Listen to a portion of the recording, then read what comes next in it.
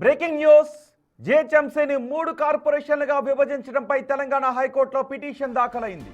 2027 జనగణన జరుగుతున్న సమయంలో సరిహద్దులు మార్పు చేయడం రాజ్యాంగ విరుద్ధమని అడ్వకేట్ గురవారెడ్డి హైకోర్టులో పిటిషన్ దాఖలు చేశారు.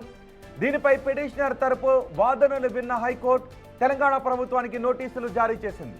3 వారాల లోపు పిటిషన్పై స్పష్టత ఇవ్వాలని ఆదేశాలు జారీ చేసింది హైకోర్టు.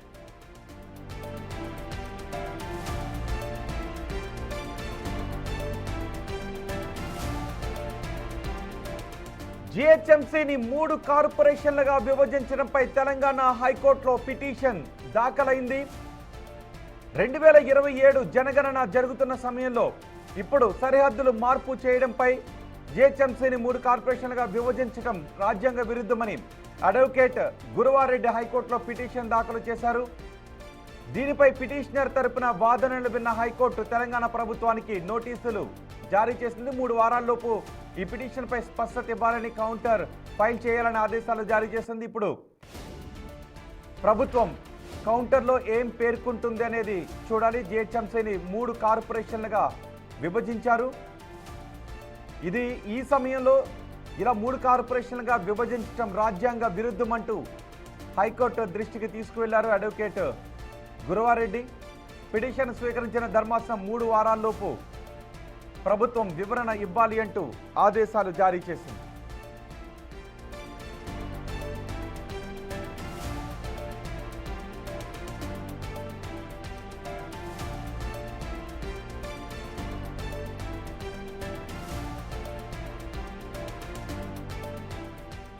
ఈ పిటిషన్కు సంబంధించి మరింత సమాచారం మా ప్రతినిధి శ్రవణ్ అందిస్తారు. శ్రవణ్, పిటిషనర్ ఈ పిటిషన్లో ఏం పేర్కొన్నారు, ఎందుకు రాజ్యాంగ విరుద్ధం అని అంటూ ఉన్నారు?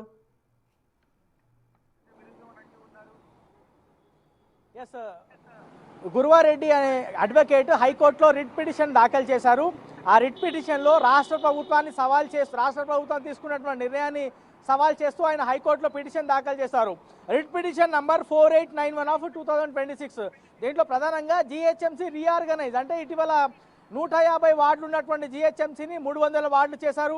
6 జోన్లు ఉన్నటువంటి జిహెచ్ఎంసీని 12 జోన్లు చేశారు. 30 సర్కిల్స్ ఉన్నటువంటి జిహెచ్ఎంసీని 60 సర్కిల్ చేశారు. దాంతోపాటు 3 కార్పొరేషన్లు 300 వార్డులతో ఉన్నటువంటి జిహెచ్ఎంసీని మెగా జిహెచ్ఎంసీని 3 కార్పొరేషన్లుగా greater Hyderabad municipal corporation, Cyberabad municipal corporation, Malkajgiri municipal corporation ఈ 3 కార్పొరేషన్లు చేయడం అనేది పూర్తిగా రాజ్యాంగ విరుద్ధం. ఎందుకంటే దానికి ప్రధాన కారణం జనగణన జరుగుతున్నటువంటి సమయంలో పూర్తిగా సరిహద్దులు మార్పు ఉండకూడదు. ఒకవేళ సరిహద్దు మార్పు చేస్తే అది రాజ్యాంగ విరుద్ధం అనేది ప్రధానంగా గురవారెడ్డి హైకోర్టులో రిట్ పిటిషన్ దాఖలు చేశారు. రాష్ట్ర ప్రభుత్వానికి సంబంధించినటువంటి అడ్వకేట్ జనరల్తో పాటు సెంట్రల్ గవర్నమెంట్కి సంబంధించిన సొలిసిటర్ జనరల్ కూడా ఈ విచారణలో హాజరయ్యారు. దాదాపుగా గంట సేపు పాటు విచారించినటువంటి హైకోర్టు రాష్ట్ర ప్రభుత్వానికి నోటీసులు జారీ చేసింది. ప్రధానంగా ఈ టైంలో ఎందుకు చేయాల్సి వచ్చింది, దీనిపైన పూర్తి వివరాలు ఇవ్వాలని 3 వారాల పాటు గడువు ఇచ్చింది హైకోర్టు. రాష్ట్ర ప్రభుత్వం 3 వారాలలోపు కౌంటర్ దాఖలు చేయబోతుంది. సైబరాబాద్కి సంబంధించి దాదాపుగా 3 జోన్లను కేటాయించడం జరిగింది.